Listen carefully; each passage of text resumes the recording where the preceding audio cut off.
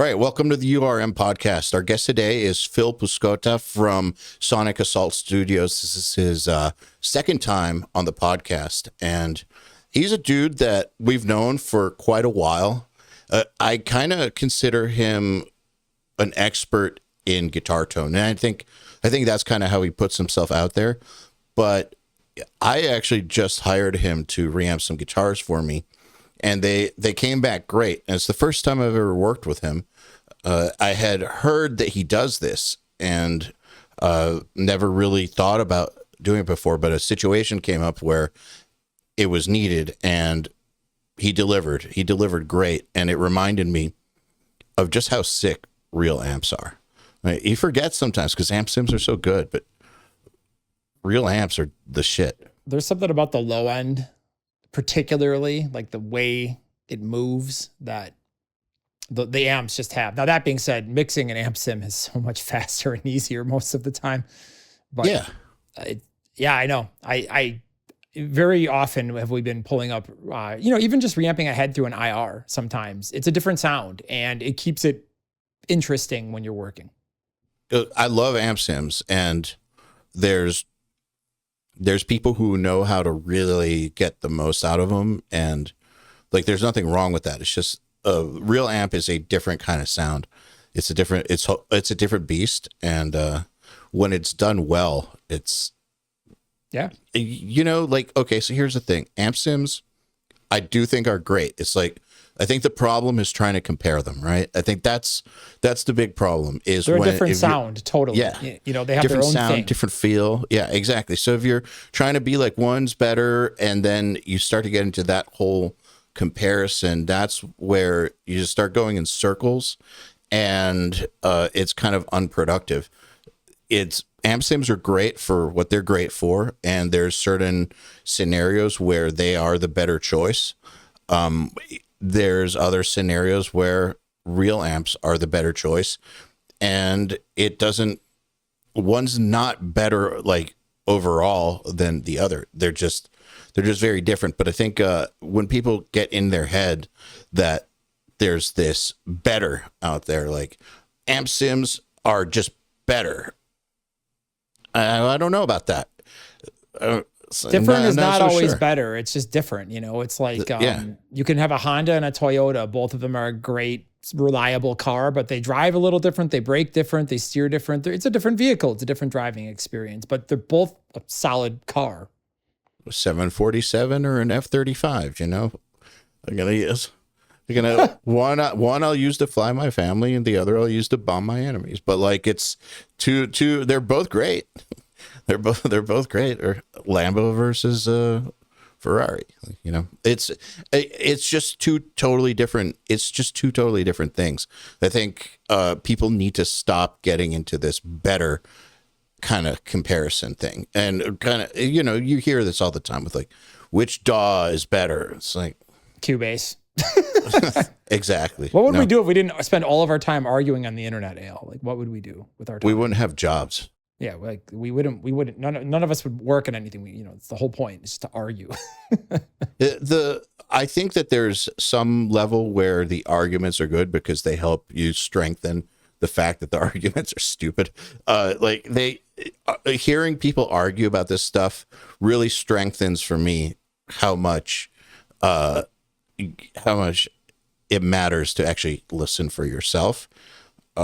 So like for me, it's actually like the arguments annoy me. They've always annoyed me because you can't argue about the way something sounds with words on the internet. But watching people do that has really strengthened my opinion that you can't do that and actually get anywhere.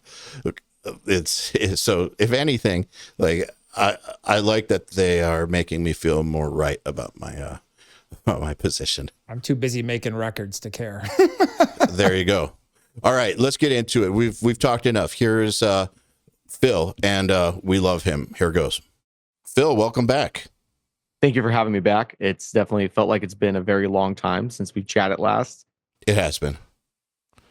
Yeah. I feel like you were on during the pandemic. I was. Yeah. Which, believe it or not, is 4 years ago. It seems like last year. I mean, I that's know. really, time really moves fast. It's crazy. I know it's insane. Yeah, but a lot has happened in 4 years. Well, when you actually do start to break it down, like when you think about time flies, but then you actually start to think about how much stuff happened. Yeah. It doesn't feel like that anymore, but it just goes to show, the older you get, the faster it feels like it's going. It really does. I feel like this year has been like the fastest flying year of my life. Yeah, it's almost over. Yeah. It just started. It feels like it just started. So you just, by the time this comes out, the song will have already been out. So, you reamped some guitars for my band Doth for our Slipknot cover, and they came out fucking sick. And this is the first time that I've ever asked anybody who's not like who's not the mixer, I guess, to reamp anything for me. I've never had someone just do reamps. But now I'm like, well, why haven't I done that? When you get a project to reamp, how are you getting into the sonic headspace of getting it right for the project if you're not like in the project? You know what I mean? Like, you're not there like in the production, you're also not mixing, so you kind of have like almost like a slightly disconnected perspective on it. How do you get yourself to where you're dialing the appropriate tone? Because you gave us several tones and they were all the appropriate tones. Yeah, so really, so for that particular song, being so into Slipknot for most of my life, I kind of had an idea of like how to get there, like in a more modern way with what I have available to me. But whenever I do like other band stuff or other records, typically if I'm sent a backing track that's mostly already mixed, I can kind of figure out while I'm listening to the DIs and the mix what guitar amp cab combination will work in the mix later on once it's actually processed. That makes sense. What do people give you directions like Sometimes. that they'd like to go in? Yeah, sometimes. So sometimes I'll get references, but most of the time people just trust me to just give them something. They're like, have fun with it, do whatever you want. We trust you. Just listen to the song and see what you think is best for us. So typically most of the time I just do whatever I think is best for that particular song and the vibe of that particular mix. I feel like the only direction I gave you was give us a version with HM2s. Yes. Because Kurt's mixing. Yeah, you said give us some with HM2 on it, but also make sure that it's brutal. And that was it. Yeah. What else do you need? Yeah. That's enough direction for me. I know how to do that. So what did you end up using? I think for that I ended up using the Omega Granifier, and then I also used the MLC Vogue on some of those tones. And then I also used the Lich Alarm Audio King in Yellow, which has a cool parallel loop on it. So I kind of just looped in the HM2 and just blended a little bit of that in, just so it wasn't full on HM2, but it was enough of it chainsaw sound, but it was still clear and heavy. Interesting. So not in front. Yes. So technically it's still in front, but on the pedal itself, it actually has a send and return. Oh, okay. Got it. So you can blend in whatever pedal you want with the original signal. So it was just like a little bit of that HM2 nasty mid-range added to the sound. That makes sense. Because, yeah, it wasn't like it definitely was not nuked. No, I didn't want to blow it out completely, but gave it enough of that like cocked wah sound that was on like the original like 2 Slipknot records as far as like the tones go. But just blending in a little bit of that definitely gave us that sound you were looking for. Hey, everybody. I want to take a quick break from this episode to talk to you about URM Academy. Now, so if you're new here, URM Academy is the best online school for metal and rock producers and musicians. When you join, you get a whole access to a range of content. There's Nail the Mix, which I'm guessing most of you know, and that's where we bring on a different artist and a different mixer every month to walk through a mix and give you the raw multi-tracks. And we've had on mixers like Will Putney, Jens Bogren, Tom Lord Algae, with artists like Bring Me the Horizon, Meshuggah, Periphery, Opeth, even Nickelback, and tons more. If it's under the heavy music umbrella, as I like to call it, we cover it. You also get our Mix Lab tutorials, which are little bite-size tutorials about very specific topics. We have over 100 of those now. So like if you don't have the time for a Nail the Mix session or an entire course, you just want to find one tidbit of info to help solve a problem, that's what Mix Labs are for. We also have exclusive members only Facebook and Discord groups where you can make friends with and talk to thousands of people from all over the world who do the exact same thing as you. And what's super awesome about our community is that it's troll free. We kick trolls out. It's like an oasis online. And also our instructors are part of the community and they interact with everybody. So, you can not only make friends, but you can, socialize and learn from the best. Also, we have URM Enhanced, which is our more advanced membership tier. The main focus of that is our Fast Track library, which are some very, very, very detailed courses on everything from editing drums to post-production effects, automation, creating impulse responses, working with low-tuned guitars, and more. We have over 70 of these. It's actually insane how deep and comprehensive the Fast Tracks are. And when you join Nail the Mix or URM Enhanced, you also get access to Riff Hard, our online school for metal guitarists with hundreds of lessons from artists such as Animals as Leaders, Spirit Box, Arcspire, Jason Richardson, and many more. So go to urm.academy. Let's get back into this episode. So do you use amp sims? Very rarely.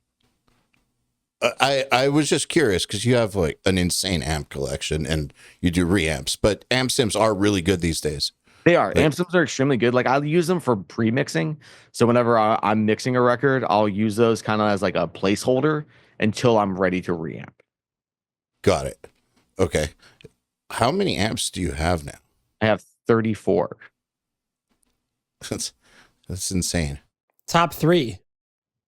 Top 3 at the moment would probably be Bogner Ecstasy, Carson's Empire, and then MLC Vogue. Is MLC Vogue, is that like Vogue from Decapitated? Yes, that's his signature amp. Ah. And if you haven't used that amplifier, it's freaking incredible. I have How not. could like Vogue's amp not be amazing? Yeah, right? I mean, like when have you ever heard a guitar tone from him that wasn't like mouth on the floor? Like, come on. I mean, No, he's like the best. yeah.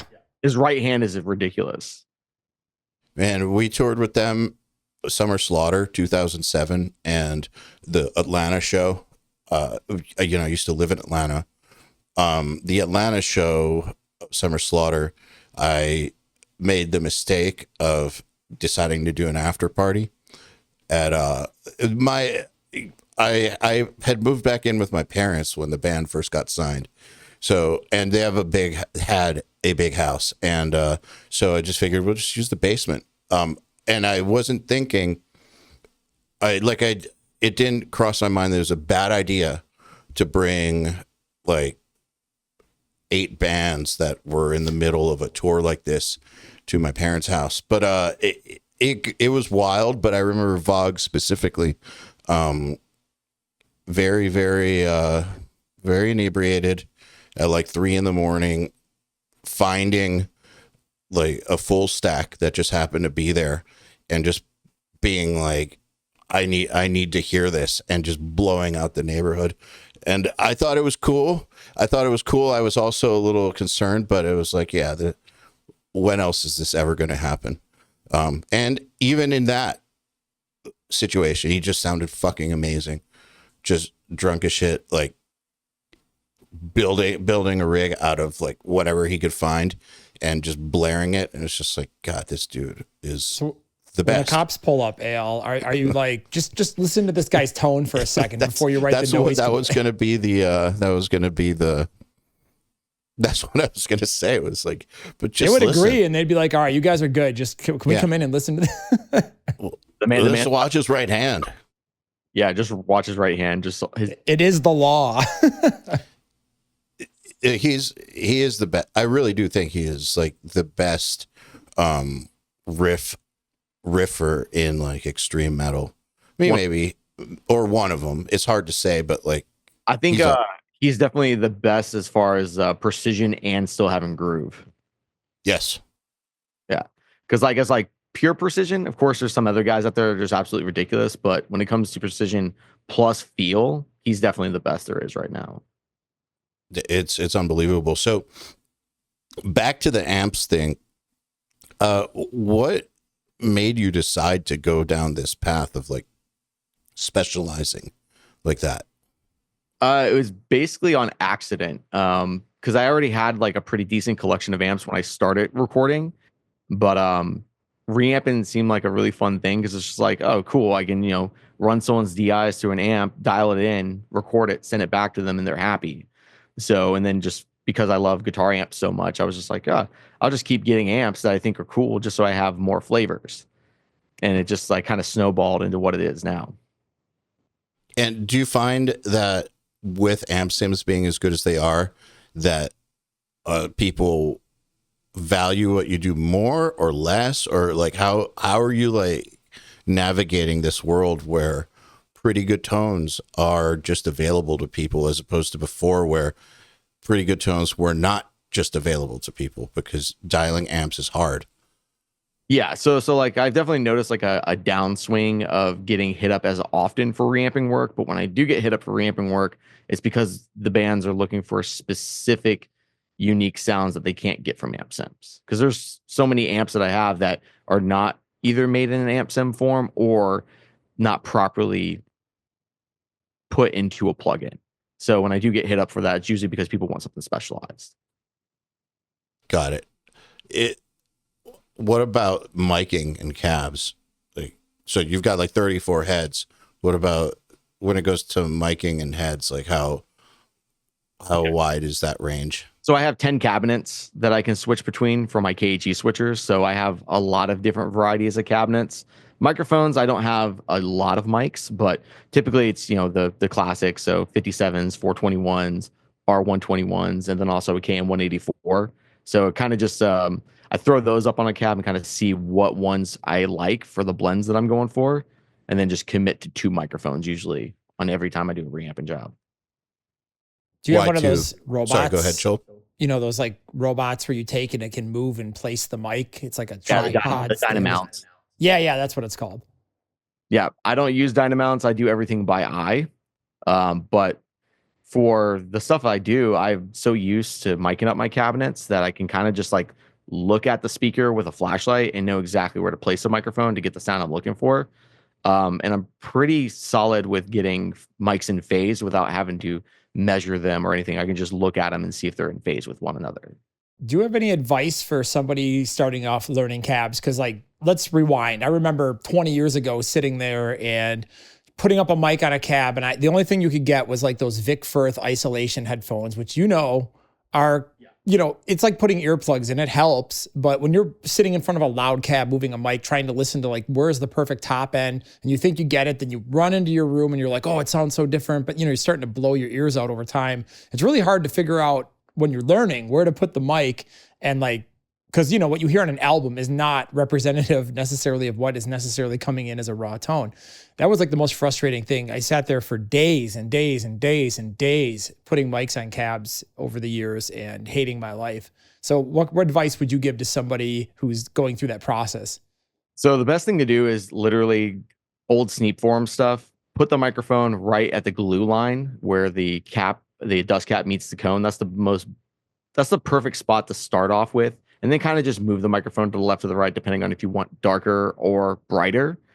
But other than that, if you're not great at miking up cabs, start off with just putting the microphone directly on the grill, because you're taking a lot of your room out of the equation that way. Start with one microphone, because if you can't make one microphone sound good, you're going to fuck it up even more if you add a second microphone in. And then once you're good with one microphone, then you can start learning how to actually blend mics together and get phase correct on those. What about distance? Meaning like, how close or how back a mic is to the grill cloth. Yeah, so usually I'll do just directly to the grill cloth, but sometimes if I want a little bit more of the room added in, I'll bring it back about 3 to 6 inches from the grill. But very often I don't, because in the space I'm currently in, having the microphone directly on the grill is the best sounding, considering I'm in an apartment with my cabs on carpet. Do you ever, okay, so that's one thing I think is missing in a lot of modern guitar tones, especially the amp sims, where the IR is really, and I love IRs, I love sims. I also have a bunch of heads. None of them are mine. Half of them are EYALs and the other kids upstairs, but we use them all the time. And one thing with the IRs that I always feel is lacking is like sometimes when you go back and listen to those old guitar tones, like for example, Limp Bizkit break stuff, you can literally hear the room shaking under the punishing volume of the cab. And there's just like a certain ambience that it adds to the tone that's just unbelievably cool and unique and interesting. And then it's like, you don't hear tones like that anymore. And sometimes I'm like, I wish people used a little bit more room in their sound. And I mean, I know metal, obviously, when you're, drilling it, you don't want to hear a room, but no, but like in like bigger sections, of course, if you add like a little bit of a room to the cabinet for like big held out chords, that sounds super sick, even in like more modern sounding mixes. What are you using for a room mic, and like where would you recommend placing it? So I use typically a 414, and I kind of just like will just walk around the room with it and kind of just see where it sounds cool, and then just kind of just leave it there. But it's just a lot of just like listening with headphones on and just kind of walking around with the microphone until it kind of like clicks in with the direct mics, and then I'll just leave it there. Very cool. Yeah, the Forrester Savell on the Carnival mix that we did on Now the Mix, he had room mics for the guitars, and that was really cool. You don't see that very often at all. No, it's usually always just direct microphones. Yeah, I think also it's kind of in line with this idea that it's bad to put reverb on rhythms. This like, it's not the same, but it's kind of like a branch off the same tree, that rhythms should always be bone dry. The only kinds of effects should be like chorus or something like that, but not reverb. And rooms, rooms and reverbs are a similar sort of thing. So, and I think that, so like this metal, this like pure metal orthodox way of doing things does not allow for room mics on guitars or reverb on guitars. But I mean, reverb on rhythms sounds fucking sick in the right context, as do rooms. Yeah, because like if you're doing like a Swedish death metal band, just adding a little bit of reverb to the actual rhythms is pretty sick. I mean, I use it on everything that I've done probably in the last 2 years. Then again, I don't mix the heaviest stuff in the world, but I mean, a lot of active rock, I love a little bit of verb. Again, it just, especially when you're using IRs, it just helps give a little bit a sense of space, just a little bit. And I think that goes a long way, because I don't know, sometimes when I feel like when the guitar is a little bit too bone dry, sometimes it's kind of hard to gel it in the mix. It's like something's missing. It just sounds like this dry ass guitar. And usually if people have a room their drums are in, right? So there's some ambience, or if they're programmed, for example, there's going to be ambience on that. And but you have these really dry guitars, but you have wet vocals and wet cymbals and a wet snare, and it's kind of like, I don't know. I feel like sometimes a little bit helps with that ambience cohesion. I can agree with that. Yeah, the issue is then when you have hyper intricate stuff. Yeah. People want to hear every single little articulation. It's you just got to make decisions, I think. You kind of feather it in where you feel it more than you necessarily hear it, where you mute it and you feel like something is kind of lacking, like the little bit of the glue disappears, but you're not, you're still, when you're drilling it on the chugs, you're still there. Yeah. I would vote for reverb on rhythms if it was up for a vote. It's going to be a new pension for reverb on rhythms. Yeah, forever. This November 5th, vote for reverb on rhythms. Like it. I'm not into bone dry recordings at all. Like, Yeah, me either. they make me uncomfortable. You know, when people say they like, well, okay, I like the old Slipknot, but when people say they like the way the first Korn record sounds or stuff like that, like stuff that dry kind of makes me feel uncomfortable to listen to. It's funny though, because the guitar tones on the first Korn record sound better than the tones on Life is Peachy. Yes, the tones on the first Korn record sound fucking awesome. Yeah. But that level of dry, Yeah. It's so dry, it like makes me uncomfortable. Yeah. I don't. Everything on that record's pretty dry. Yeah, I don't feel like you hear that much in modern production anymore. Joel, have you come across that at all? Like just bone fucking dry mixes or bands that want it to be just like Rage Against the Machine in the 90s or Korn in the 90s? I think more on like trend right now is if I see anything, things are getting a little bit more 80s and like a little bit more cock rocky on the snares and Some things more like Def Leppard. Yeah, just I've mixed a lot of stuff in the last 2 years where it's like producers are like bigger snare, or more reverb, more, you know.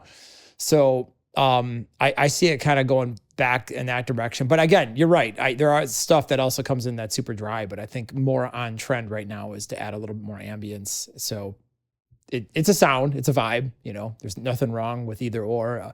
If everybody's doing one thing, I always try to like to go in the other direction if I can. So I guess maybe you should start doing bone dry all next month.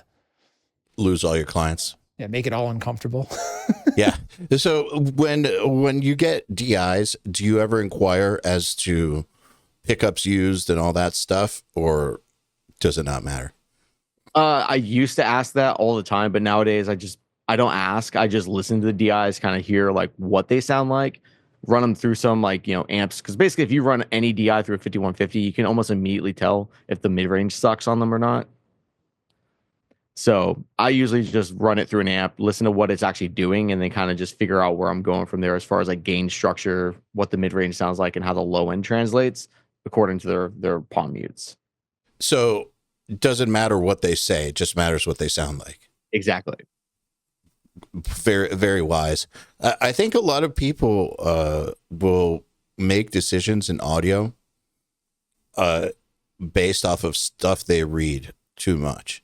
Like without you see that in the group all the time. Like it's not as bad in the URM group as it is in other groups because I think that we've like educated people, but still, it is still a thing where people will ask for advice on something. And they don't let you hear the thing they're asking for advice on. And they're just like, I have this problem, this audio problem. What do I do? And then you'll get like 100 answers. And it's like, none of you have heard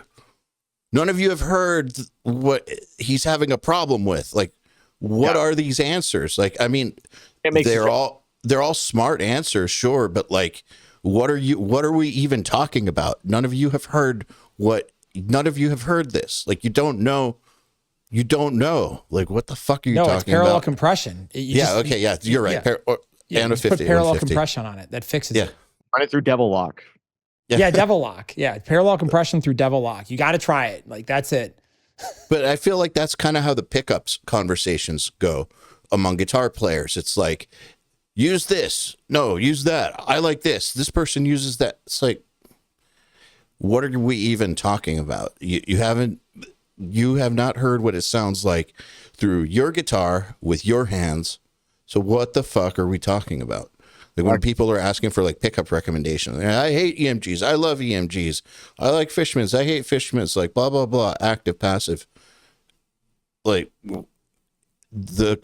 I'm happy people are talking, but the conversation is irrelevant until you can actually hear something for yourself, in my opinion. The famous words of Frank Zappa, pick up your guitar and shut up.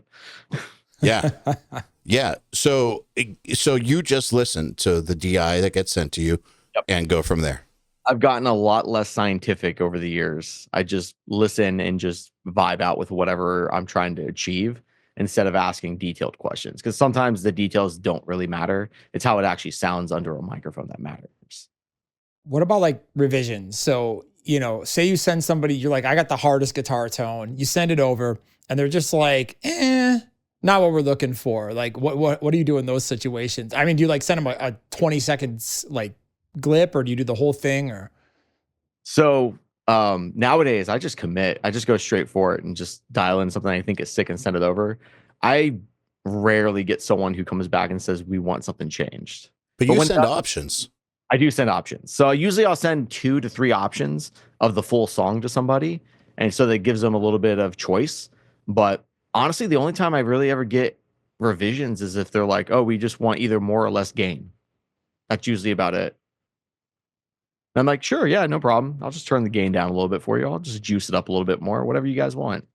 what about salvage situations? You know, every metal producer's worst nightmare, where you get something to mix, or you know, you get something to reamp, and you're like, cool, I just got this awesome rig dialed in, and you're so excited because you had the perfect sound on the last record, and you put it in and it just sounds terrible. The playing is like, you know, somebody edited the transients off the DIs, or like, you know, all the wonderful things that happen. How do you mitigate some of that stuff? Because again, there's so many people listening to this that are probably getting It's a great question, Joel. Yeah. How do you deal with fucking jack shit garbage piece of Subpar. shit DIs EQ, compression, transient designer.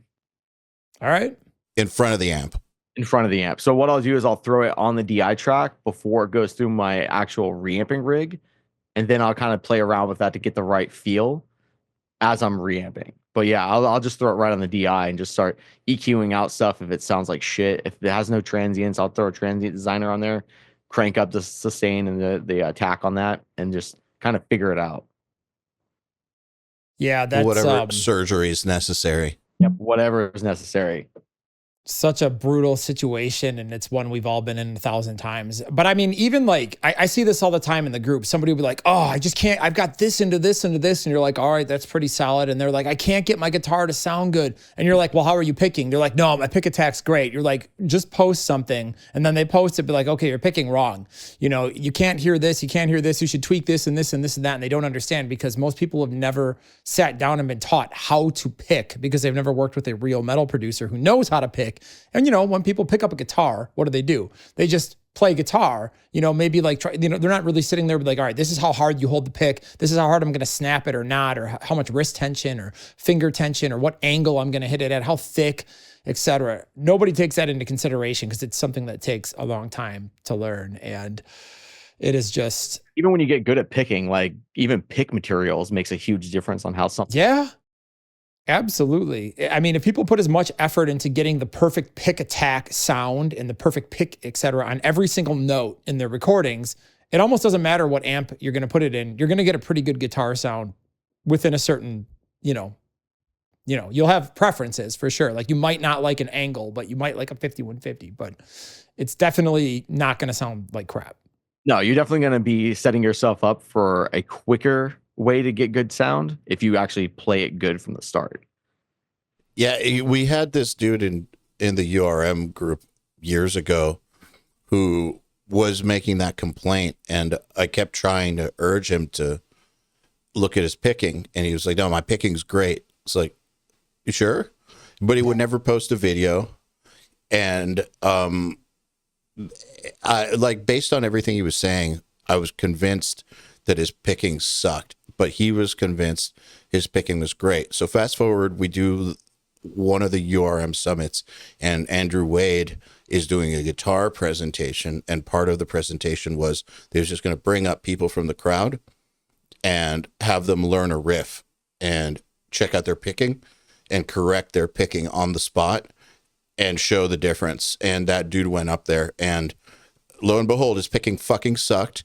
And Andrew Wade corrected it in like a second, and magically the tone was suddenly really, really good. And it was really just a change of angle and like moving like half an inch up. Yeah, I mean, all the difference. Literally playing around with where your hand is at near your bridge makes all the difference in the world with how a chug sounds. Yeah, so what Joel said is right. It's like, I think a lot of people have just not been shown, and so they don't understand, like, how you think you're reaching somebody by telling them online. But I've realized that with a lot of these things, they don't know that they don't know. So Yeah. they don't know that they don't know that like they think they're doing it right, but they're not. Well, most of the time nowadays on social media anyway, if someone's going to post something, they're going to get a billion replies. They're not even going to look at them. If they're too long, they're going to look at their phone. They'll be like, I'm not reading all that. TLDR. Pick better.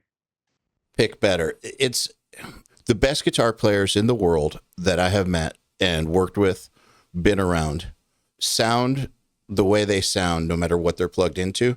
Now, obviously, some rigs sound better than others.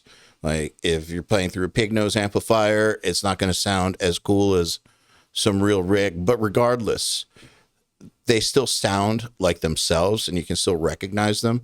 And like that quality that you associate with them, kind of like that Vogue story I was telling you about. Like, I think what Vogue hooked up was like a Line 6 head, like one of the old Line 6 heads, like real, yeah, like a real piece of shit with like 2 Line 6 cabinets, like really not good stuff. And he still sounded amazing. Those players that you associate with that great ass tone, that it's not just hands, obviously, but it is a big part hands. So speaking of hands versus gear, I feel like there's this gray zone where they overlap. Because we all know that the hands are the most important thing, but we also know that you can really, really fix guitar tones, and obviously the gear matters, or else you wouldn't have 34 amps, and there wouldn't be so many pedals in the world. There wouldn't be so many cabs. There wouldn't be people who really take the time to try different mics and mic combinations. Like, obviously that part matters. So to say it's all in the hands is bullshit, but to say it's all in the gear, also bullshit. Like, so in your opinion, where's the overlap? I mean, definitely, like, you need to have a certain level of competence in your playing to get good sound, but also all you really need is a decent amplifier with a good cabinet, because you can basically make any mediocre amp sound pretty damn good with a really good cab and an awesome boost in the front of it, especially if you're a decent player. But so you don't need like something crazy. No, you don't need like $3,000 to $4,000 amps unless you're just an insane person and just like to throw money into boutique stuff like I do. Or Tremonti, have you seen his setup? His setup is do you think that's why 5150 block letters are so popular? Oh yeah, it's just because you plug into them. Even if you set it like shit, it's still gonna sound pretty decent. Like, you can literally turn everything up to 10 on a 5150, and it's not going to sound amazing, but it's not going to sound like the worst amp you've ever heard in your life. But I feel like it's the high gain amp with training wheels on it for someone who's never plugged into a high gain amp before, because you can just set the mid range to 0 if you want to, crank the fucking treble, and it sounds pretty good. So how do you push yourself? Because like, I think about mixing. All I do all day is mix, and I'm always trying to get better and like, push myself and make myself uncomfortable. You ever find a point where you're like, I know this amp, I know that amp, I know this amp, I can't think of any new amps to get. How do you keep pushing yourself to improve your guitar tones? And, does it get easier or harder for you as you do this for more and more years? It's definitely getting easier to dial in awesome tones quicker, but I think I still have the same drive I had when I first started. So I'm always trying to get a tone as close to mixed ready as possible, to where you almost need to do nothing to it. So that's the whole goal for me all the time, is how can I get a guitar tone to where it only needs a high pass and low pass on it. It maybe only needs like a little bit of compression, or it almost doesn't need anything on it. Like, that's basically where I'm always driving myself every single day when I'm doing this, is how close can I get to make this tone to where I don't have to touch it. So when you sit down and you're making tones, let's just say it's like Friday afternoon, you finished your last gig and you've got some downtime. Like if you had to like recommend a practice regimen, like you want to get better at reamping guitars, do this at home. You have something that you could maybe recommend or like some type of path to follow? For guitar tones, definitely sit with the amp, play through the amp a lot, because you really won't know your amplifiers until you actually sit with them. Turn the knobs a lot. Find out what the frequency sweeps are on the preamps of all of your amplifiers, just so you kind of have an idea where the sweet spots are on those. Also, hit them with different overdrives. See what they can handle, what they can't handle. Some amps can take extreme overdrive straight through them without crapping out. Some of them you have to dial it back and kind of juice up the amp a little bit more naturally, because it'll just start farting out on you and start squealing. But it's literally just sit with your gear, listen to it, play through it, dial it in a bunch of different ways, and just figure out, what can I get out of this amp? What can it do? What can it not do? One thing I think is kind of interesting is like, I think people that are really good at a skill like that, it's almost like becoming an encyclopedia of gear. Just like, for example, if you're mixing, maybe what a 1176 sounds like, or a 2A or a Fairchild, or every one of these pieces of equipment, including plugins and amp sims, everything has a sonic signature to it. And really it's learning how to combine, like learning the sonic profile of something, where it's good or not good, or might be good, right? Where it has a high probability of being good, maybe is a better way to say it. And learning what to combine it with that really brings it to life to create something interesting or something unique or something that really brings a characteristic out of it that's desirable. So it's almost like part of the skill is becoming an encyclopedia of knowledge, of knowing what things to put together, what raw materials create excellence when there's so many different types of raw materials. It's basically becoming a tone chef. Yes. And you know how to make the gumbo different ways. That's a great analogy, actually. I like that a lot. But it's very, very true. I mean, again, mixing, it's the same thing. It's like, what piece of equipment, because sometimes people will be like, oh, I've got this new compressor. It's the best compressor ever. It's like, well, it's the only compressor we've ever used that's ever hardware. You see this all the time with vocals. This is a great example. Everybody's like CL1B into a 1073, into like a 251 or a C800 or whatever, or a Manley. And I'm like, okay, that's a great chain, but on the wrong singer, that's the worst possible chain in the entire world. You know why? Because the CL1B is really bright and brittle on the top end if you have a very sibilant singer. And if you use a bright mic like a Manley, like a reference cardioid or a 251, and you put that into a 1073, which has a brittle top end, guess what? That is a recipe for the worst de-essing you have ever done in your entire career. Your low end will sound amazing in your mid range, but your top end, good luck. I've gotten murdered by that chain 100 times and everybody's like, oh, it's the best chain. You're like, you read on the internet, it's the best chain. Have you ever tried an RS660? Or have you ever tried, one of 500 other compressors on vocals? And how do you know the CL1B is the best vocal compressor of all time? It's not. It's a flavor, just like a 15150. They're all tools. Absolutely. Can't use the same hammer for every nail job. Yes. Some people do. Some people do. So, all right. So speaking of something where you might need to adjust how you work, stuff's getting lower and lower. I mean, guitar tunings are getting lower and lower and lower.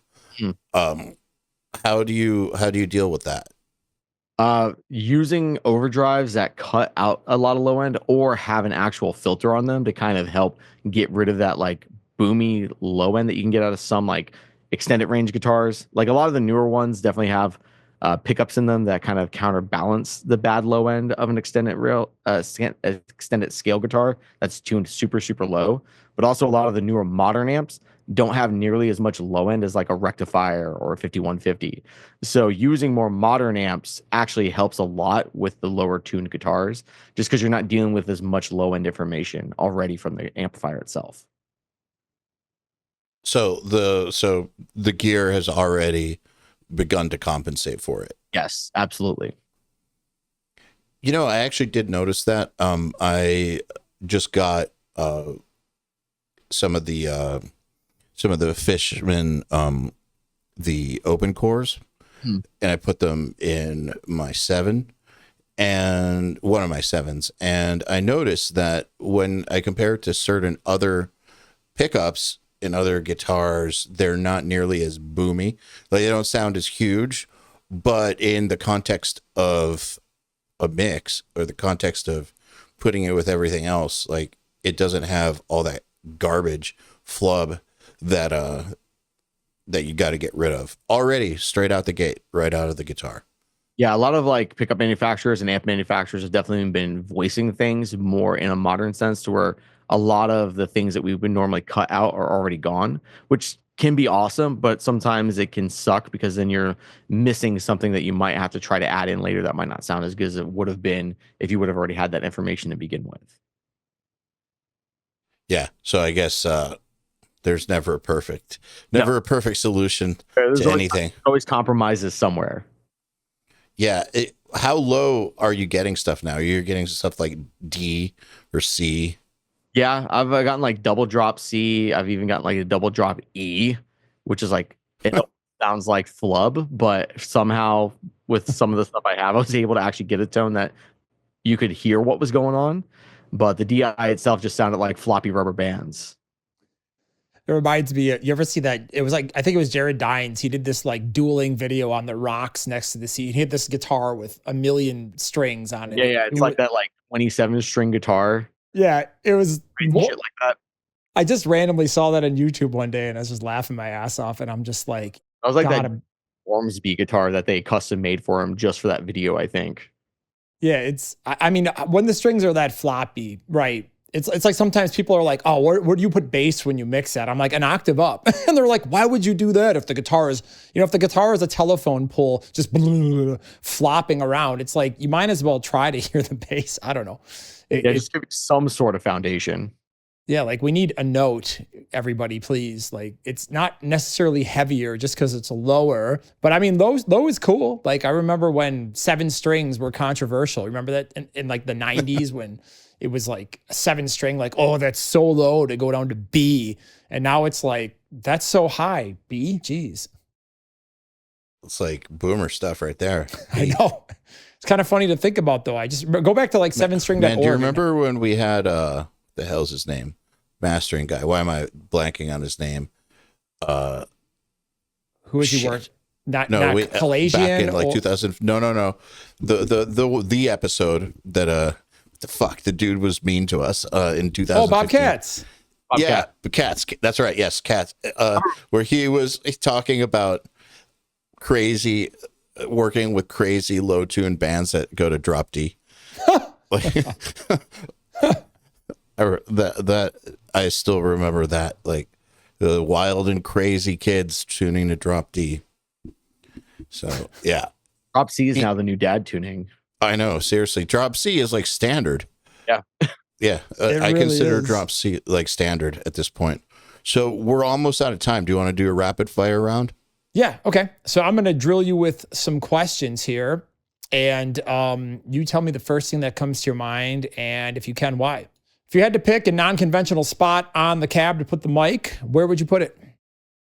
I would put it very, very close to where the darkest part of the speaker is, mostly because depending on what microphone you're using, you can actually do a high shelf on it to get all of your top end back without it sounding fizzy and sizzly. If you had to pick one guitar head that nobody's most likely ever heard of that you think is on par with like the greats, like a dual rack and a 5150, what would it be? I'd probably say the MLC Vogue, because like it's getting known, but it's still such an underground company that I think that amp over time should be a classic because it's basically the best 5153 blend it with an angle you've ever heard in your life. Cool. What is the best guitar tone that you've heard come out in the last 3 years? In the last 3 years. That's a good one because a lot of guitar tones lately have not been that great. I couldn't agree more. I mean, they're getting a lot of like solid C pluses, it's like people are doing passable. They're getting C pluses, but there hasn't been a lot of records lately that make me want to go, hey, what did they use on that record? I want to know what they use on that record. It's not like back in the 2000s where almost every record had an amazing tone on it. Yeah, now you can kind of tell. You're like, oh, that was this. You just kind of know by what it is and what preset almost somebody used. Yeah, if it has that stiff mid-range, I'm not interested anymore. All right, so Then we'll increase the time frame. If it's not in the last 3, what's your favorite guitar tone of all time? How about that? Beauty and the Breakdown from Bury Your Dead. Okay. Oh, if you yeah. could get, That's one of the best guitar tones. Oh, yes. if you could give one guitar mixing tip, what would it be? Don't be afraid of boosting 4 to 6K in your guitars.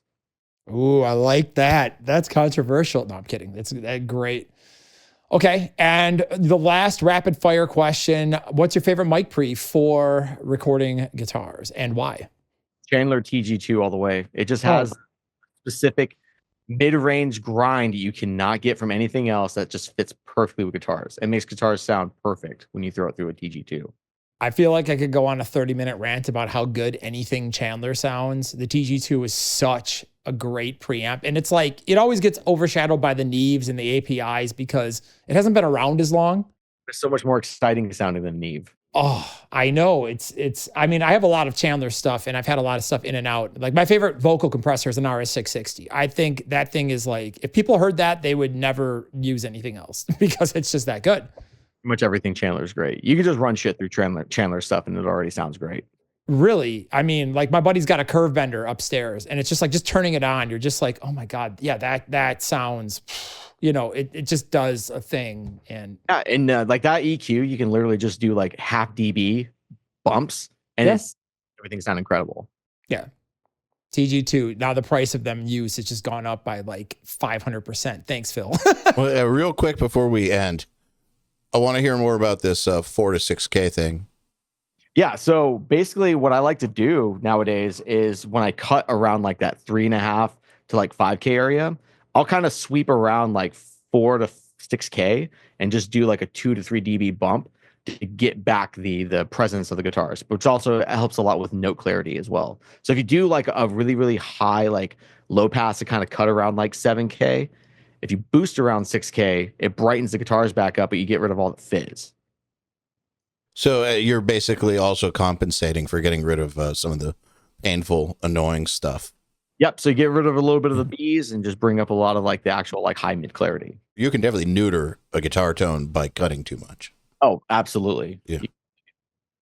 The hard part with guitars is like, you got to put the top end somewhere and all of it sounds annoying. It's all a whistle, right? So it's like, if you put it at 2 to 3, there are certain things that are going to live in that range. If you go from 3 to 4, 4 to 5, 5 to 6, 7 to 8, there are different trade-offs for each frequency. And sometimes redistributing your frequencies, like you said, from like 2 to 3K to 4 to 6 or 4 to 6 down to 2 to 3 or 2 to 3 up to 8 can really change how a guitar feels and sounds and sit against everything. Yeah, because depending on the high gain amp, like all of those frequency ranges are going to differ where you're boosting or cutting, especially on like dual rectifiers. Like those are kind of darkish amps with a lot of high fizz to them. So finding the right frequency points to actually boost on a dual rec will definitely make it sound a lot better. Man, that Limp Bizkit break stuff tone. Speaking of dual recs, like God, Dual recs for life. Just go listen to that guitar tone and just be like, why is that so good? Like how, it's that whole Significant Other record, the guitar tones on every song. Yeah, just unbelievable. I mean, I don't know. I want people to put that much effort into their tones in 2025 going forward. I want to wake up to that world, and it makes me very happy. We need more budget though. We do. That's just an excuse. We need passion. That's what we need. We do need a lot more passion. A lot more people just hit a preset and then go to town. Dude, when you were starting out, I mean, I get the incentive cost bias. If you're doing this for a living and you got bills to pay. But when you were starting out, it's like you would sit in your room and just play for hours, not worried about the clock or how much you're getting paid or whatever. It was all about like trying to get the best damn sound. I don't know. I miss that drive. Yeah. And that's basically me every time I'm making a record or making any guitar tones, is I just sit there and I just want to make it sound as good as possible. I put in the effort every single time. I'm hiring you next time. And my assistant's not here, so he's not going to put a gun to my head for saying that. Well, anytime you guys think good guitar tones, I can get them done very quickly and send them back off to you. Yeah, hire Phil. He's a legend. I can vouch. So, and you can hear them on the Slipknot cover that's already out, because this is coming out after it comes out. even though it's not out yet. All right, Phil, it's been a pleasure. Thank you so much for coming on again. Absolutely. Thank you guys. Thanks, Phil. Yeah, man. Anytime. Have a good one. You guys.